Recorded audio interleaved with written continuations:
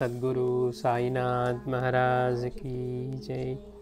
श्री सच्चिदानंद सद्गुरु भरद्वाज महाराज की जय। బాబా అంటున్నారు, నాపై నీ దృష్టి నిలుపు, నేను నీపైన నా దృష్టి నిలుపుతాను అంటున్నారు. నాపై నీ దృష్టి నిలుపు, నేను నీపైన నా దృష్టి నిలుపుతాను అంటున్నారు. గురువే అన్ని దైవాలను, సాధనా చతుష్టయం శాస్త్ర షట్కం అక్కర్లేదు. గురువు యొక్క దృష్టే శిష్యుడికి అన్నపానీయాలు అంటున్నారు. అంటే గురువుని ఏ సాధనలు చేసినా కానీ గురువు యొక్క అనుగ్రహం పొందటానికే. గురువే అన్ని దైవాలను, మిగిలిన సాధనలు అలాగే శాస్త్ర షట్కాలు ఇవేమీ అక్కర్లేదు. గురువు యొక్క దృష్టే శిష్యుడికి అన్నపానీయాలు. అందుకే బాబా ఏమంటున్నారు, నాపై నీ దృష్టి నిలుపు, నేను నీపైన నా దృష్టి నిలుపుతాను అని చెప్తున్నారు. అంటే తన గురువు వల్ల బాబా ఎలా ఉద్ధరింపబడ్డారో చెప్తూ మనల్ని కూడా అదే చెప్తూ ఉన్నారనమాట. నన్ను నమ్మిన వారిని ఎన్నడూ పతనం కానివ్వను అంటున్నారు. నా సమాధి నన్ను ఆశ్రయించిన వారితో మాట్లాడుతుంది, వారి వెంటనే తిరుగుతుంది. నా సమాధి నుంచి కూడా నేను నా కర్తవ్యం నిర్వహిస్తాను, నా నామం పలుకుతుంది, నా మట్టి సమాధానం చెప్తుంది అంటున్నారు బాబా. నా సమాధిని ఆశ్రయించిన వారితో మాట్లాడుతుంది అంటే శరీరానికి పరిమితమైన వారికి అయితే జనన మరణాలు ఉంటాయి. ఈ విశ్వం మొత్తానికి, సృష్టి మొత్తానికి ఆధారమైన చైతన్యం ఏదైతే ఉందో అదే ఆయన అయినప్పుడు ఆయనకు అటువంటి పరిమితులు ఏమీ ఉండవు. పైగా మాస్టర్ గారు అంటారు, బాబా నా తర్వాత మళ్ళీ పలానా చోటికి వెళ్ళమని కానీ అలా ఎక్కడ చెప్పలేదు. అక్కలకోట స్వామి చెప్పారు, అంతకుముందు మాణిక్య ప్రభు అక్కలకోట స్వామి దగ్గరికి పంపించారు ఇట్లా. కానీ బాబా దగ్గరికి వచ్చి ఏమంటున్నారు, నా సమాధిని ఆశ్రయించిన వారితో మాట్లాడుతుంది. అంటే ఆయన ఎప్పుడు ఇంకా అక్కడ చైతన్య స్వరూపులుగానే ఉన్నారని, వారి వెంటనే తిరుగుతుంది. నా సమాధి నుంచి కూడా నేను నా కర్తవ్యం నిర్వహిస్తాను. ఇప్పుడు మాస్టర్ గారు బాబా దగ్గర అనుగ్రహం పొందింది మరి బాబా మహాసమాధి చెందిన తర్వాతే కదా. అందుకని నా సమాధి నుంచి కూడా నేను నా కర్తవ్యం నిర్వహిస్తాను, నా నామం పలుకుతుంది, నా మట్టి సమాధానం చెప్తుంది అంటున్నారు. అంటే బాబా ఎప్పుడూ శాశ్వతమైన తత్వంగా చైతన్య స్వరూపులుగా ఆయన ఎప్పుడూ ఉండే అవతారంగా చెప్తూ ఉన్నారు.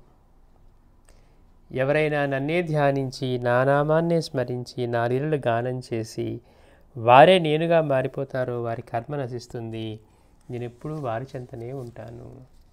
అంతటి మహనీయుడు దొరికాక ఆయన అనుగ్రహం ఎట్లా పొందాలంటే తేలికైన మార్గాలు ఏమైనా ఉన్నాయా అని మనసు అనుకుంటూ ఉంటుంది. కానీ స్వయంగా బాబా చెప్పిన తర్వాత కూడా మళ్ళీ మనకి దేని మీద ఉందో దాని మీదకే వెళ్తుంది. కానీ బాబా ఏం చెప్తున్నారు, ఎవరైనా నన్నే ధ్యానించి నా నామాన్నే స్మరించి నా లీలలు గానం చేసి వారే నేనుగా మారిపోతారో వారి కర్మ నశిస్తుంది, కర్మ నశిస్తుంది అంటున్నారు.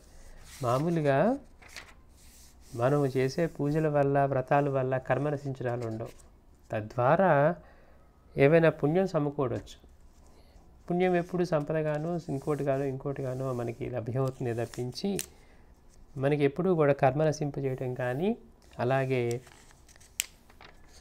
మనసు ఏకాగ్రం అవడానికి కానీ ఉండదు. ఎందుకని మనం అలాంటివన్నీ కోరికలతో చేస్తూ ఉంటాం. మన కోరిక కనుక మనసు ఏకాగ్రం అయితే మరి అది ఏమైనా పనిచేస్తుందేమో. కానీ మనం ఏకాగ్రం కావడానికి అది కదా చేస్తుంది. ఫలానా చేస్తే ఫలానా ఫలితం, లేకపోతే ఇది చేస్తే అది ఫలితం అన్నట్టుగానే చేస్తున్నాం. కానీ బాబా ఏం చెప్తున్నారు, తేలికైన మార్గం చెప్తూ ఉన్నారు. అన్నిటికంటే గురువుని సేవించి ఆయన అనుగ్రహాన్ని పొందడమే ముఖ్యం అన్నమాట. అంటే ఎన్ని సాధనలు చేసినా నిష్ప్రయోజనం అవ్వచ్చు, సాధనలోంచి జారిపోవటానికి మనలో ఉన్న బలహీనతల కారణం అవ్వచ్చు, మన చుట్టూ ఉండే పరిసరాలు కావచ్చు. కానీ గురువు దగ్గర ఉండి గురువు సేవ చేస్తూ గురువు యొక్క అనుగ్రహం పొందగలిగితే ఇవేమీ కూడా అక్కర్లేదు. అందుకని తేలిగ్గా అటువంటి పరమార్థాన్ని పొందుతారనమాట. అందుకని ఎవరైతే నన్నే ధ్యానించి నా నామాన్నే స్మరించి నా లీలలు గానం చేసి వారే నేనుగా మారిపోతారు. ఇప్పుడు మాస్టర్లాగా ఉన్నారు, ఏం మాట్లాడినా బాబా గురించే, ఏ తలంపైన ఆయన గురించే, ఏం చేస్తూ ఉన్నా వేరే వాళ్ళకి చేస్తూ ఉన్నా అది బాబాకే అన్నట్లుగా. ఇంకా ఎప్పుడు మాట్లాడినా ఆయన గురించే స్మరణ, ఎవరైతే అలా చేస్తారో బాబా చెప్తున్నారు వారే నేనుగా మారిపోతారు, వారి కర్మ నశిస్తుంది అంటున్నారు. అంటే ఇంత తేలికైన మార్గం చెప్పిన తర్వాత కూడా మన మనసు ఏదేదో వెతుకుతూ ఉంటుంది, ఏవేవో ఆలోచిస్తూ ఉంటుంది.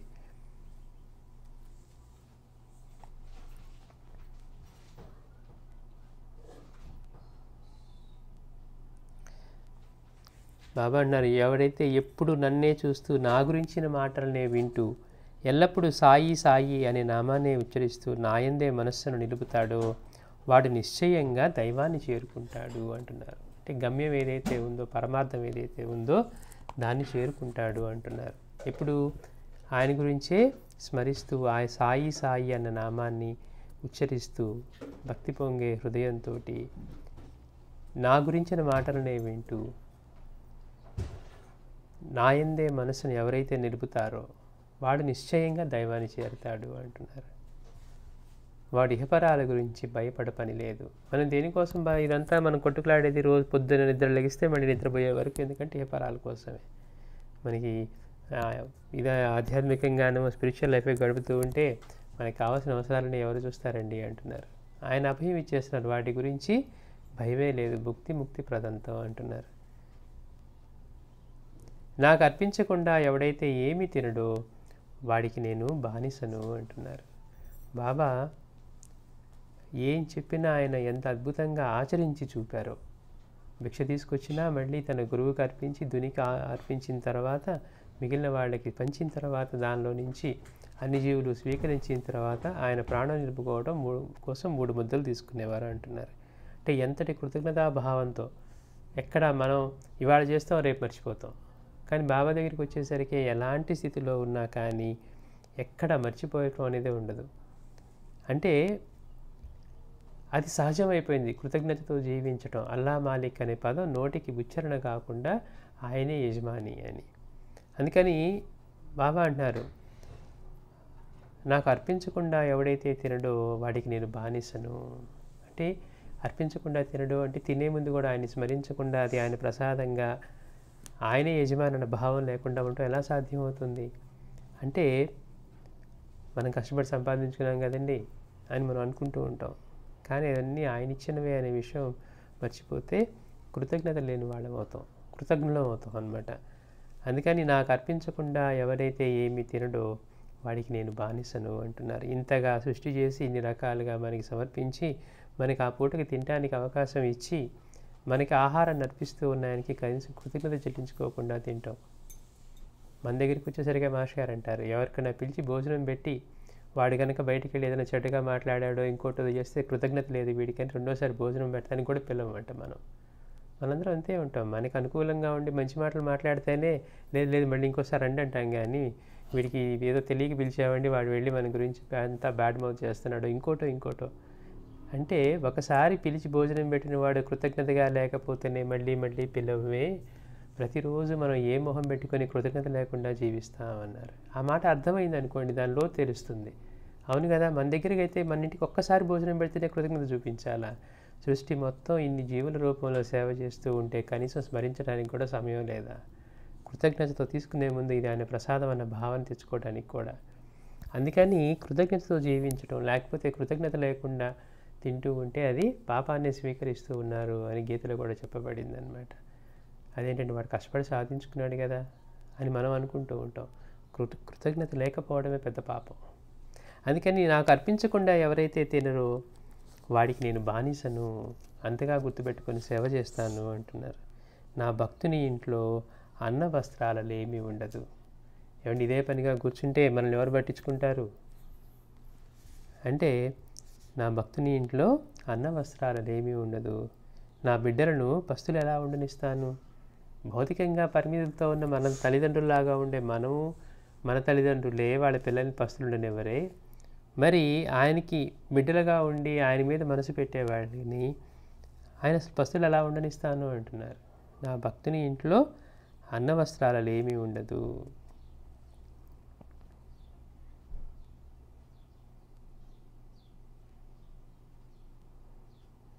श्री सच्चिदानंद सद्गुरु साईनाथ महाराज की जय।